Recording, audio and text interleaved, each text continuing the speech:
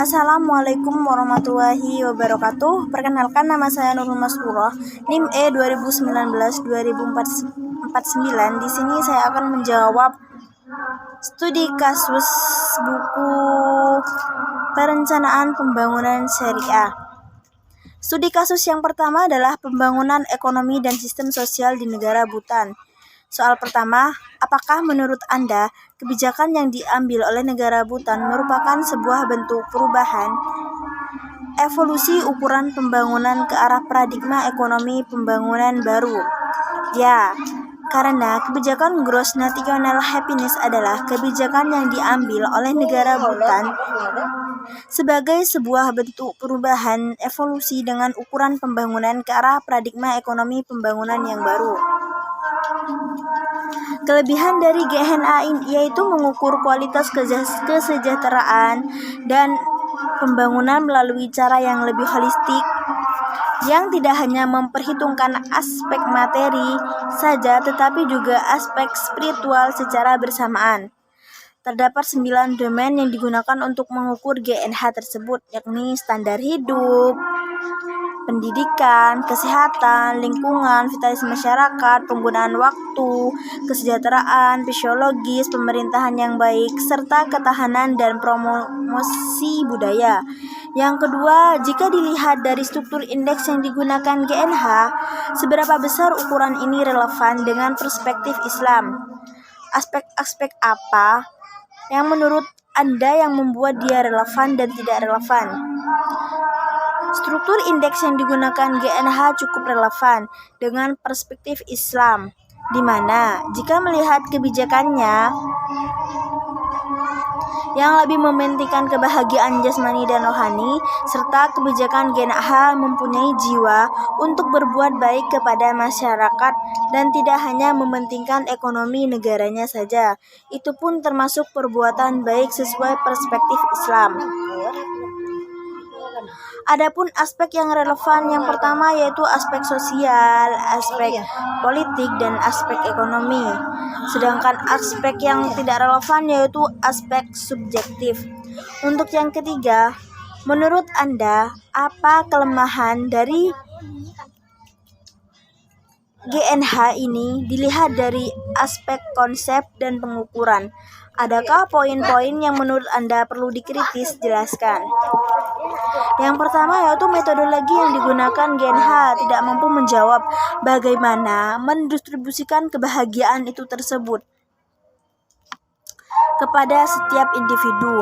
Yang kedua, konsep kebahagiaan tidak bisa diwakili melalui angka maupun mata uang, sehingga sulit menentukan target kebahagiaan itu sendiri. Yang ketiga, kurangnya akses kebebasan memanfaatkan teknologi. Yang saya kritis di sini adalah poin ketiga, di mana kebebasan memanfaatkan layanan teknologi sangat penting sebagai sarana yang berfungsi untuk mempermudah bagi manusia. Selanjutnya adalah studi kasus yang kedua, yaitu tentang perkembangan industri halal di negara Oki vs negara non-Oki. Yang pertama, coba Anda jelaskan mengapa sektor industri halal penting untuk dikembangkan. Karena Islam sebagai rahmatan lil alamin mengatur kehidupan umatnya tidak hanya tentang ibadah saja, tetapi mencangkup seluruh bagian seperti memenuhi kebutuhan hidup umat Islam. Konsumsi menjadi salah satu pilar dalam ekonomi Islam yang harus sesuai dengan konsep halal. Berikut peluang potensi industri yang bisa disembunyikan yaitu makanan dan minuman, kosmetik, farmasi, travel, dan fashion. Yang kedua, menurut Anda, apa perbedaan pengembangan industri halal yang terjadi di negara Oki dan negara non-Oki? Jelaskan. Perkembangan industri halal di negara Oki, misalnya di negara Indonesia. Di Indonesia, industri halal belum diterapkan secara maksimal, tetapi upaya pengembangan industri halal Indonesia memiliki 3 faktor utama. Yang pertama, pengembangan infrastruktur dan kawasan industri halal. Yang kedua, perkembangan standar halal dan komprehensif. Yang ketiga, peningkatan kontribusi peningkatan halal terhadap neraca perdagangan nasional di sektor-sektor unggulan.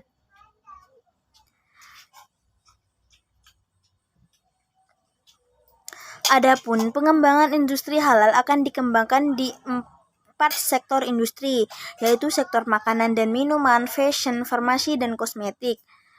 Perkembangan industri halal di negara non-OKI. Selain diterapkan pada negara-negara mayoritas muslim, ternyata perkembangan industri halal terbilang cukup pesat di negara mayoritas non-muslim seperti Thailand, Korea Selatan, dan Jepang. Hal ini disebabkan karena banyak konferensi dan seminar tentang industri berbasis halal.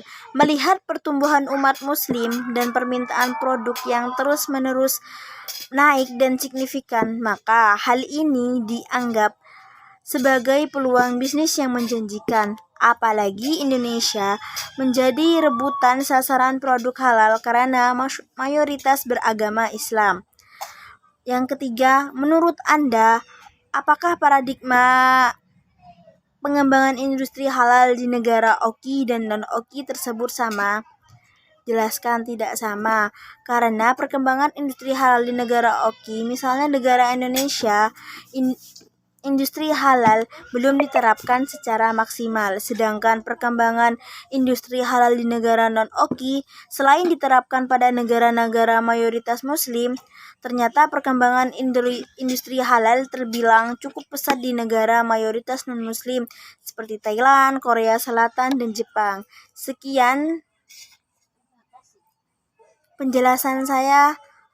Terima kasih. Wassalamualaikum warahmatullahi wabarakatuh.